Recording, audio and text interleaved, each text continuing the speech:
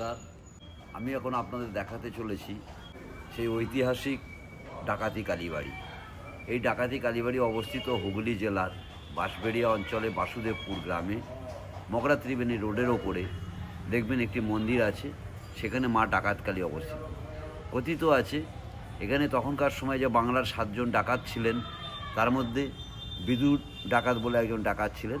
এই যে মাকে যে দেখতে পাচ্ছেন আপনারা, এটা বিদু ডাকাতের হাতে প্রতিষ্ঠিত এবং তার সহোদর ভাই রঘু ডাকাত এখানে থাকতেন।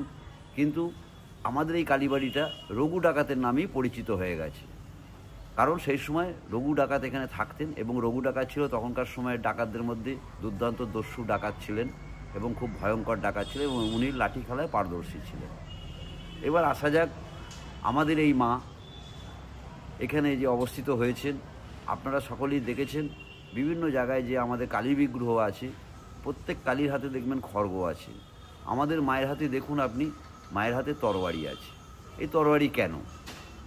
আমরা যেটা পুঁথিতে পড়েছি বা বইতে পড়েছি বা আমাদের পূর্বপুরুষদের মুখে শুনেছি, কোনো এক সময় আমাদের হালি শহরের রামপ্রসাদ সেনের নাম আপনারা নিশ্চয়ই শুনেছেন, যিনি মাকে সঙ্গীতের মাধ্যমে সিদ্ধিলাভ করেছিলেন।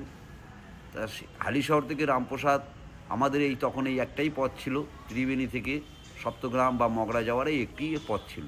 রামপ্রসাদ সেন সপ্তগ্রামে কোনো একটি কারণে কোনো ভক্তের সঙ্গে দেখা করতেই হোক বা কিছু কেনাকাটা করতে হোক, তখনকার সময় ছিল সপ্তগ্রাম হচ্ছে বাণিজ্য কেন্দ্র।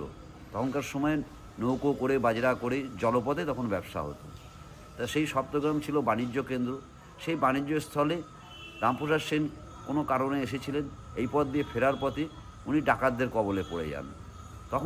তখন সেই রঘু ডাকাতের দলবল সেই রামপ্রসাদ সেনকে আমাদের এই মায়ের মন্দিরে এখানে নিয়ে আসা হয়। তখনকার সময় এখানে প্রচলিত ছিল নরবলি প্রথা। তাদের মনে ধারণা ছিল এখানে মাকে বলি দিয়ে পুজো করলে মা সন্তুষ্ট হন। তা সেই সময় রামপ্রসাদ সেনকে এখানে ধরে আনা হয়। রামপ্রসাদ সেনকে বলি দেওয়ার প্রস্তুতিও শুরু হয়। তখন রামপ্রসাদ সেন তাদের উদ্দেশ্যে বলেছিলেন যে, দেখ, আমি তো আমার জীবন মাকে উৎসর্গ করে দিয়েছি, তা ঠিক আছে, তোরা যখন আমাকে বলিয়ে দিবি, তা তোদের ইচ্ছাই পূর্ণ হোক। তা আমার একটা শেষ মনোবাঞ্ছা আছে, শেষ মনোবাঞ্ছাটা তোরা পূরণ কর। তখন বলছে, বলো তোমার কি শেষ মনোবাঞ্ছা? তখন উনি বলেছিলেন, আমি মাকে একটি গান শোনাবো। তখন সেই ডাকাত দলরা তাকে সম্মতি দেয় গান গাওয়ার জন্য। তখন রামপ্রসাদ সেন আমাদের এই যে হারকাটটা আপনারা দেখতে পাচ্ছেন, এখন হারকাটটা আমরা তুলে রেখেছি, এই বলির স্থানটা দেখতে পাচ্ছেন, এইখানে রামপ্রসাদ সেন বসে তিনি একটি মায়ের উদ্দেশ্যে গান ধরেছিলেন। গানের কথাটা হচ্ছে, তিলেক দ্বারা ওড়ে সমন বদন ভরে মাকে ডাকি, বিপদকালে ব্রহ্মময়ী আমার আসেন কি না আসেন দেখি। এই গানটি যখন উনি গাইছিলেন এখানে বসে বসে, এবং গানটির শেষ পর্বে যখন উনি হারকাটে মাথা দিয়ে দিয়েছেন, তখন সেই ডাকাত দলেরা দেখতে পাচ্ছেন যে মা স্বয়ং হারকাটে গলা দিয়ে দিয়েছেন। তখন সেই ডাকাত দলেরা বুঝতে পারে যে আমরা কোনো মহাসাধককে ধরে ফেলেছি। তখন তার কাছে পায়ে হাতে ধরে ক্ষমা প্রার্থনা চায়। তখন রামপ্রসাদ সেন সেই ডাকাত দলের উদ্দেশ্যে দুটি কথা বলেছিলেন। যে প্রথম কথা হচ্ছে, বলছে, দেখ, তোরা জীবিকার জন্য ডাকাতি করছিস, ঠিক আছে, তোরা মানুষকে দান ধ্যান করছিস, সব ঠিক আছে, কিন্তু তা বলে কাউকে হত্যা করে তারও তো আত্মীয় পরিজন থাকে। তখন এই কথা শোনার পর সেই ডাকাত দলের মধ্যে চেতনা জাগে। তখন সেই রঘু ডাকাত চিন্তা করলো যে তাই তো, সত্যিই তো আমরা পাপ করছি, ভুল করছি। তখন সেই রামপ্রসাদ সেনকে কথা দেন রঘু ডাকাত যে, মা ঠাকুর, আমি আর তোমার কাছে কথা দিলাম, আমি আর জীবনে কোনো দিন নরবলি করব না, এই তরবারি তোমার হাতে সমর্পণ করে গেলাম। এই হচ্ছে আমাদের মায়ের হাতে সেই তরবারি, এটা হচ্ছে সেই রঘু ডাকাতের তরবারি। একটা সময় এই এলাকাটা দেখতে পাচ্ছেন সম্পূর্ণটাই ছিল জঙ্গলে ঘেরা, ঠিক আছে, বিস্তীর্ণ অঞ্চল ছিল জঙ্গলে ঘেরা। আর এই মন্দিরটা ছিল আপনার সামনে ত্রিবেণী গঙ্গা, এই পাশে সরস্বতী নদী, তার মোহনা। এই মোহনাতেই তখনকার সময় তো জলপথে যাতায়াত করতো, দস্যুরা বলুন, ডাকাতরা বলুন বা নাবিকেরাই বলুন। তখন তো এরকম স্থলপথে কোনো গাড়ি ফাড়ি ব্যবস্থা ছিল না।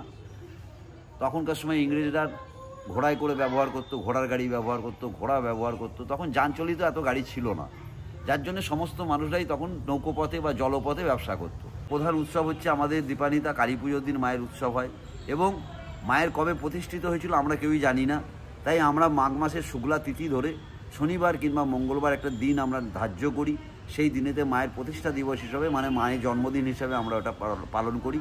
আমাদের এই যে বড় মাঠটা দেখতে পাচ্ছেন, এই মাঠে প্রায় 8-10 হাজার লোক সেদিনকে প্রসাদ পান, এবং আমাদের সেদিনকের মহাপ্রসাদ হিসাবে ল্যাঠা মাছ পোড়া হচ্ছে আমাদের মায়ের মহাপ্রসাদ। তখনকার সময় প্রথা ছিল, সেই ডাকাতদের আমলেও সে ল্যাঠা মাছ পোড়া মহাপ্রসাদ দেওয়া হতো। আমরা যেটা শুনেছি সামনেই আমাদের মায়ের পুকুর আছে, এই পুকুর থেকে নাকি ল্যাঠা মাছ ধরে মায়ের এখানে প্রসাদ দেওয়া হতো। এবং আমাদের এখানে এখনও ছাগ বলি হয় এবং সেই ডাকাতদের নিয়ম রীতি মেনেই কালী পুজো রাত্রে আমরা মশাল ধরিয়ে লাইট অফ করে মশাল ধরিয়ে ছাগ বলি করা হয়। এবার টেম্পল টাচকে ধন্যবাদ দিচ্ছি ওই সমস্ত তথ্য জানবার জন্য। আপনারা সকলকে এই বার্তাটা পৌঁছে দেবেন। এবং আরেকটি কথা বলি, আমাদের এই ডাকাত কালীবাড়িতে প্রতিদিন মায়ের অন্নভোগের ব্যবস্থা আছে। আপনারা যারা দূর দূরান্ত থেকে দেখতে চাইছেন, দেখছেন বা মায়ের প্রসাদ গ্রহণ করতে ইচ্ছুক থাকবেন, তারা আমাদের সঙ্গে যোগাযোগ করবেন। আমাদের ফোন নাম্বার আপনাদের জানিয়ে দিচ্ছি 8388908177। সকালবেলা 9টা থেকে দুপুর 1টা অবধি আমাদের মায়ের মন্দির খোলা থাকে। 1টার সময় মায়ের অন্নভোগ দেওয়া হয়ে গেলে মায়ের মন্দির বন্ধ হয়ে যায়। সন্ধেবেলা 6টা থেকে 6:30টার মধ্যে খোলা হয়। রাত্রির 9টায় সন্ধ্যা আরতি করা হয়। সন্ধ্যা আরতি হয়ে গেলে মায়ের মন্দির বন্ধ হয়ে যায়। ধন্যবাদ। আসবেন সবাই মায়ের কাছে। আমাদের মা খুব জাগ্রত। হ্যাঁ, আমরা মায়ের মাঝে মাঝে মিরাক্কেলও আমরা দেখতে পাই। আমরা দেখেছি যে মৃত মানুষকে এখানে জ্যান্ত হতে, উন্মাদ পাগলকে সুস্থ হতে, বোবার বোল ফোটাতে আমরা এগুলো নিজে চোখে দেখেছি। ধন্যবাদ। জয় মা। আসবেন সবাই।